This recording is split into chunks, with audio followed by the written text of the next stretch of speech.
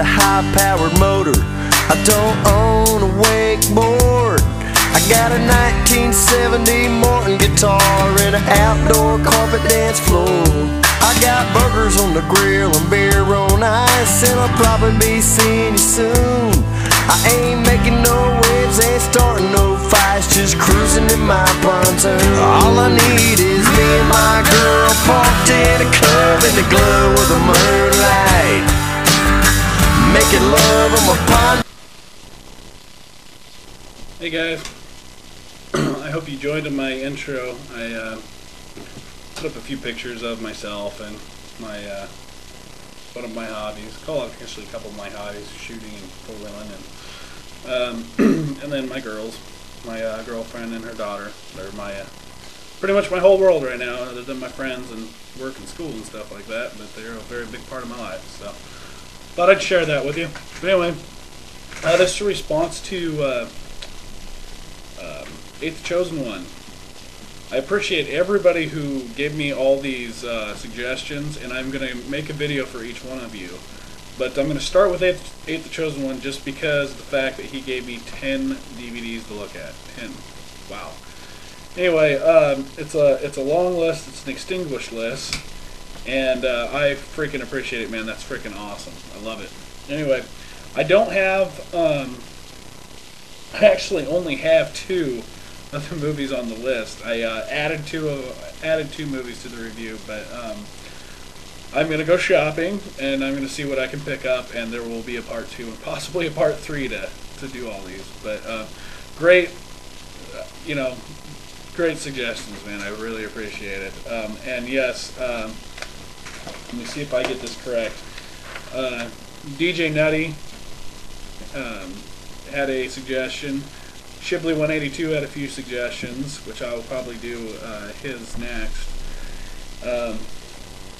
Boss Metal, of course, Resident Vania, Bookhouse Boy 77, and Ron Farrell. I will do my best to get some of those DVDs and make videos in response to your suggestions. But since Eigh8the Chosen One had the biggest list, I'll start there. But anyway, like I said, I'm going to go shopping. So I'll start off with Saving Private Ryan. I only have it on VHS because I bought this right after the movie came out, which I saw in theaters, I think 2 or 3 times. I think 3 times. But this movie is gripping. It's,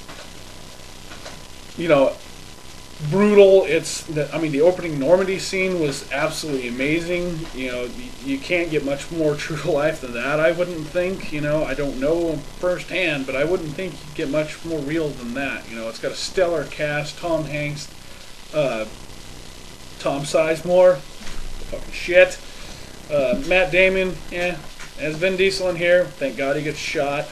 Barry Pepper and a few others.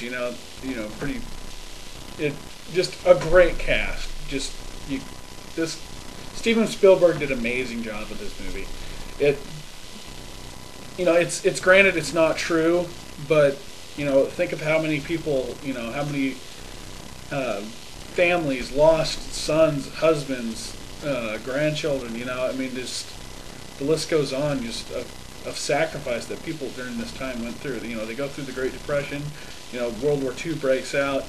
The economy starts picking up. People are working again, helping the war movement, but people aren't realizing what's actually going on over there. And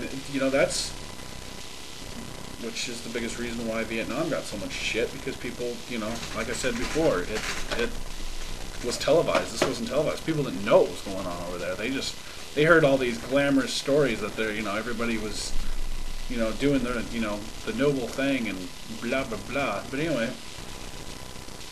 Just an amazing movie. Granted, they didn't go and actually save Private Ryan, but I don't know. It's a great story of sacrifice and will, and that movie deserved every credit it got. It deserves all the awards it got. It just an amazing movie. I can't say enough good things about it. Moving along, you suggested Spider-Man 2. Now, I own all 3, so I figured I'll talk about all 3, because otherwise this is be a pretty short video. I'll start with Spider-Man 1. you know, full screen. It's not widescreen. There's, you know, it's a 2-disc set. But you know, you got William Dafoe in here, Tobey Maguire, Kirsten Dunst. You know, Sam Raimi did a great job setting the stage for the the Spider-Man series. Really, I mean, this one has the least action in it, probably. Just it's kind of the slower one out of 3, but they did a good job setting the stage. You know, the special effects in it are really good. Now they just got better with number 2. The story got better. It got a little faster paced. You got Doc Ock in here, which was freaking awesome. I mean, the guy who played Doc Ock, again, I'm not seeing the actor's name on here. I didn't do any research on that, but whatever, who cares?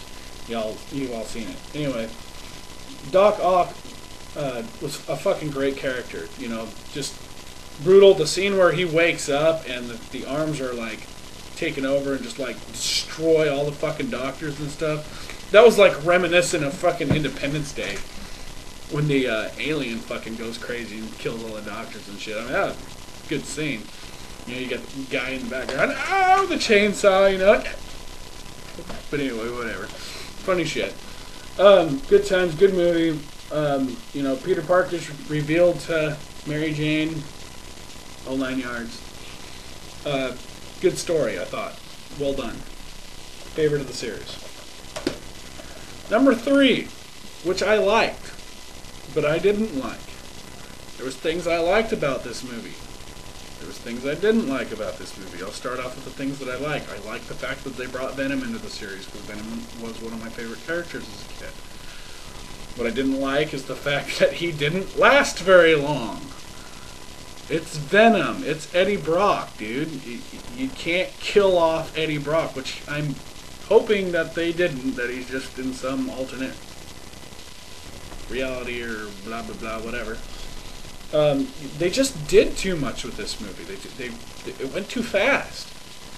And I mean, I'm all about watching action and seeing shit blow up and cool, you know, cool action scenes and stuff. But honestly, you know, you got Sandman, you got his fight with Venom, you got his fight with the black suit, you know, trying to be good, torn between good and evil. You know, just way too much freaking happens in this movie, and you're not doing enough justice to each character, because they picked good characters, and I'm not really sure what they were trying to do with Harry Osborn, but because from what I remember from the comic book, correct me if I'm wrong, in the comic book or the cartoon series, the 90s cartoon series, which was the good one, I don't remember how Harry Osborn plays into that, but so I remember the Hobgoblin, and which was somebody that found like the lair of the Green Goblin, and that's kind of what Harry Osborn does, but Harry Osborn doesn't play the Hobgoblin then. So I don't know. There was a little confusion on my part there. I mean, if you guys can straighten me out on that, I'd appreciate it. But anyway, so good story, or pretty good story. They just did too much with it. Like I said, you know, hopefully they slow it down a little bit with Spider-Man 4. We'll see. I don't know if that ever happens. But like I said, I'm going to go shopping. I'm going to see if I can pick some more up on this list so I can do some more reviews. There's only one movie on there that's questionable for me, and that's There Will Be Blood.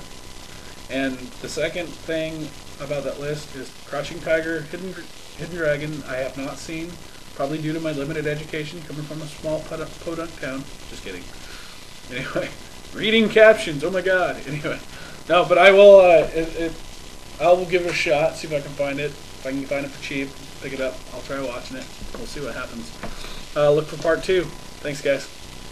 And thanks to Eigh8thechosenone for the suggestion.